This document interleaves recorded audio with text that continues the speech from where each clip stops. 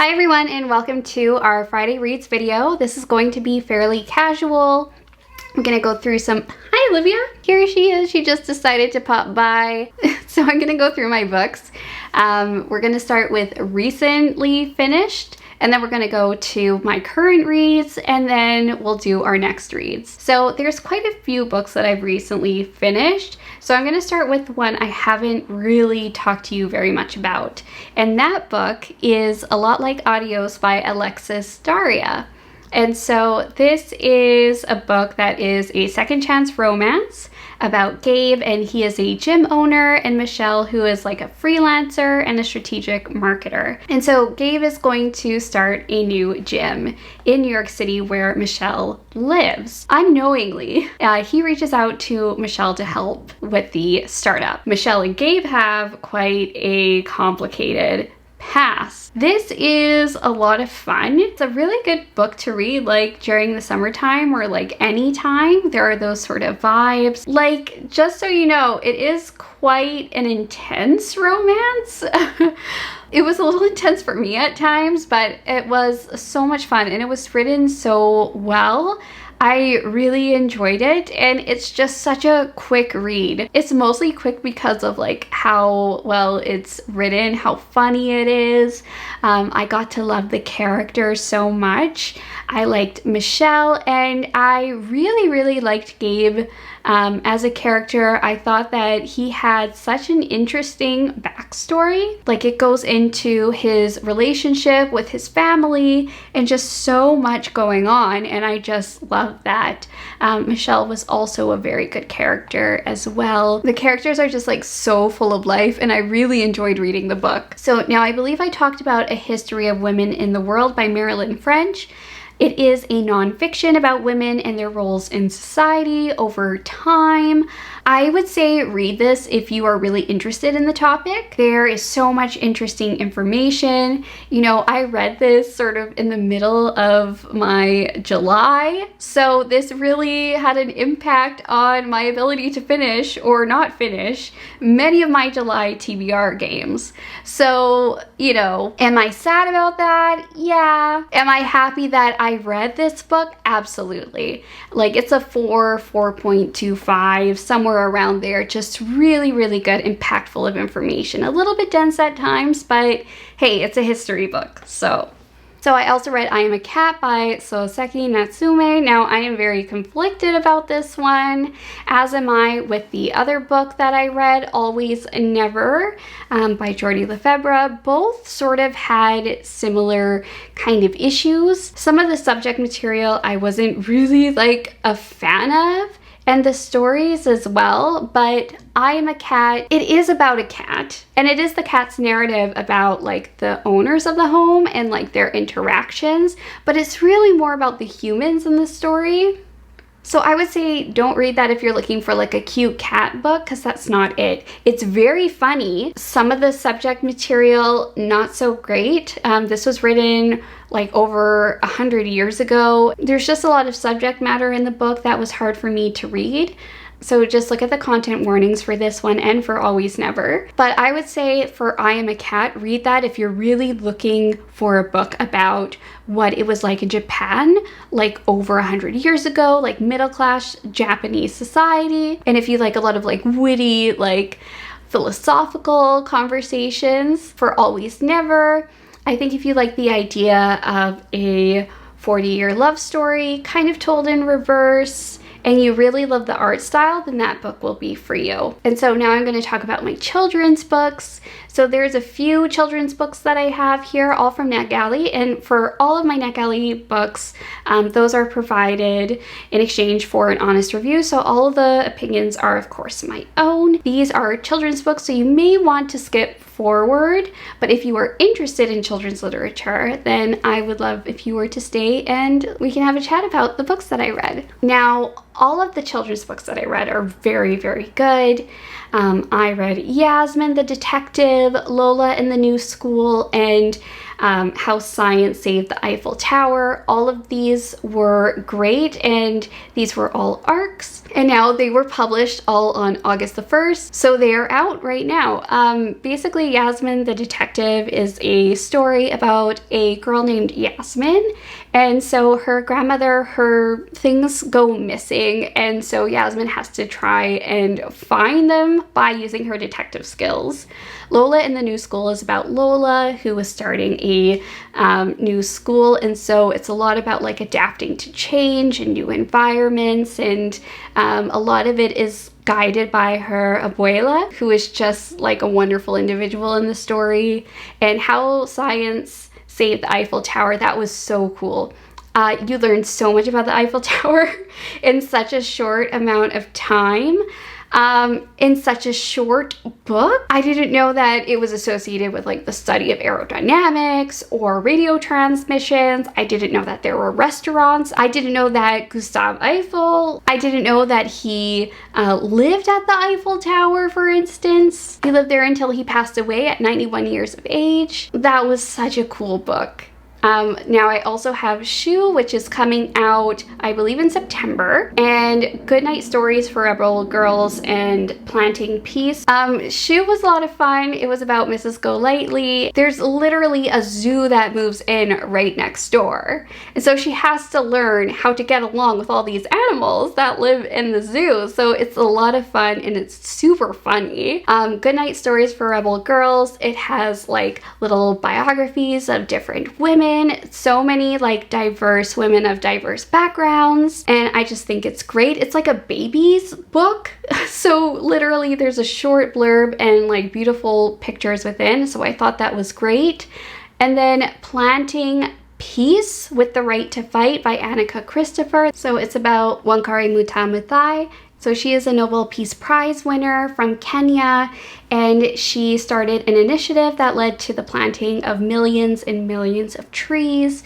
I believe it's called the Green Belt.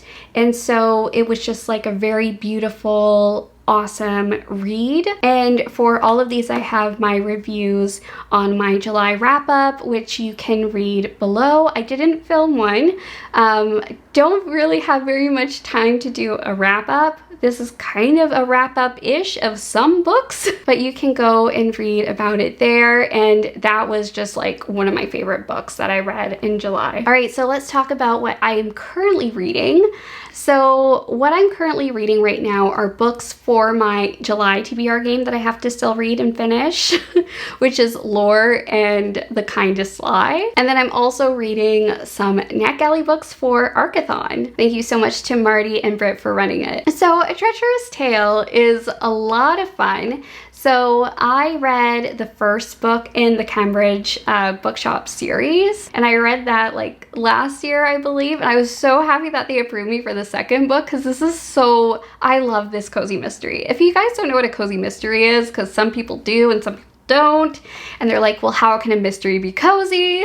Usually there's some mystery in these type of books, and you have to try and solve it. There's like a lot of fade to black kind of stuff in there. There's no like violence that's shown or like any like intimate scenes. If there are any, they usually just like fade in the background. And so when you're reading it, it's just a very like chill, cozy experience, kind of like if you watch Murder, She Wrote or something like that. So this book is about Molly, and she does have two cats. She has a bookstore cat and she has her own cat, so Puck and Clarence, and they're so cute, and I love every time that they're mentioned, and so does Olivia. And basically Molly, like, she is going to go and talk to an author, Iona, who's going to like go and talk at her bookstore. So she goes to Iona's home to talk with her, and so she finds someone who it looks like they have fallen off the roof, and so Molly, yet again, is involved with trying to discover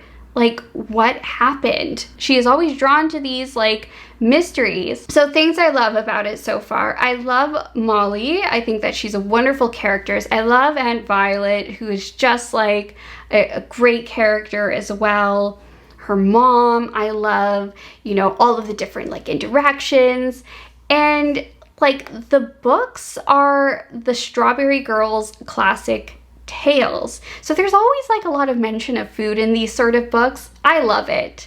I've only read 2 chapters so far, but I am hooked, and it's very hard to put down, though I do have to put it down for a moment to finish some other books. So another book that I am reading right now is The Kindest Lie by Nancy Johnson. So I got this a couple of years ago and I put it down for a minute, but then I put it on my July TBR game. It's about Ruth, and she is keeping a secret. So the secret that she is keeping from her husband is that she actually had a child before, and she was forced to leave this child behind in order to pursue her education. And so she wants to make peace with the past and find out exactly like what happened to her child. The story is just like so interesting. I'm just gonna kind of leave it at that.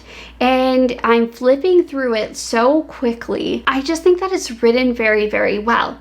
At this point, I believe I'm about like a third of the way through, and so I'm hoping it keeps this momentum going forward because I am enjoying it quite a lot. All right, another book that I'm reading is The Ghost of Rose Hill by R.M. Romero. So this is a book that got backlisted somehow on my NetGalley, but I'm reading it because I want to finish it, and thank you for ARCathon for putting it on my radar again. It's just a very beautiful book. It's about a biracial Jewish girl who's sent away to stay with her aunt in Prague. So she wants to become a violinist, but her family wants her to pursue something like along the sciences, sort of streamlined, some sort of stable like career. But while she's in Prague, she learns about a forgotten Jewish ancestry. She encounters a ghost named Benjamin, and also a man with no shadow who's very interested in her. I feel like this is just so beautifully written. It is so like poetic, and it hooks you. I am just about done, just about to write my review, and I think that this is a book that is perfect if you are interested in the synopsis. It's very haunting, and it really stresses the importance of remembering history and how important our pasts are. And the last book that I'm currently reading is Lore. So this is sort of a mixture between Greek mythology and like the Hunger Games. I have barely dug into this again. I'm starting it from the beginning. Once I finish my other books, I'm going to keep going with it. I'm definitely going to give a deeper analysis on this for my next Friday Reads video. All right, guys, so next let's talk about what I am going to read next. Now, I just happen to have this book right beside me right now. Look at this! I have The Daughter of Dr. Moreau by Silvia Moreno Garcia. And like, I am just so psyched about this one. I'm so excited about this one. And for the Top Shelf Society, this is going to be like our buddy read of the month. We're not continuing on doing like every single month, but we will have buddy reads, and this is one of them. I am so looking forward to this. I have to finish reading my other books. I know that I'm just gonna like devour this one. I don't want to say I know I'm gonna love this book, but you know, can I say that? I don't know. Maybe I won't love, I can't even think about that, okay? So this book is a retelling. And basically, let's read this together. Okay. From the New York Times bestselling author of Mexican Gothic and Velvet Was the Night comes a dreamy reimagining of the island of Dr. Moreau set against the backdrop of 19th century Mexico. We have Carlotta, and we also have Montgomery Lawton. This Dr. Moreau character seems to do a lot of experiments, described as either a researcher who was either a genius or a madman. You know, I don't want to go too much into it, but I'd imagine that the content warnings are important. They usually are for her books. A Gothic tour de France with characters who will keep you glued to the page, and a series of satisfying, surprising riffs on Wells' original story. Lush, eerie, and compulsively readable. The story got under my skin and stayed there. I'm excited. You know, I'm just excited. I'm excited to read this. I have the synopsis and everything in my blog. You can go ahead. I have links to Goodreads, Storygraph, everything, you know. Again, I don't want to know too much. I kind of just want to dive into it, you know.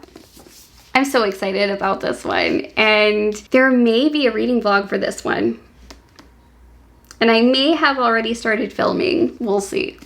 Okay, and then finally, the last book I have is Anne of Green Gables. So this is basically a manga adaptation of Anne of Green Gables, and I'm reading this for NetGalley. It was published quite a long time ago, but I started to read it, wanted to complete it. The formatting was a little bit odd for me, but I'm gonna go back and try to finish and review it.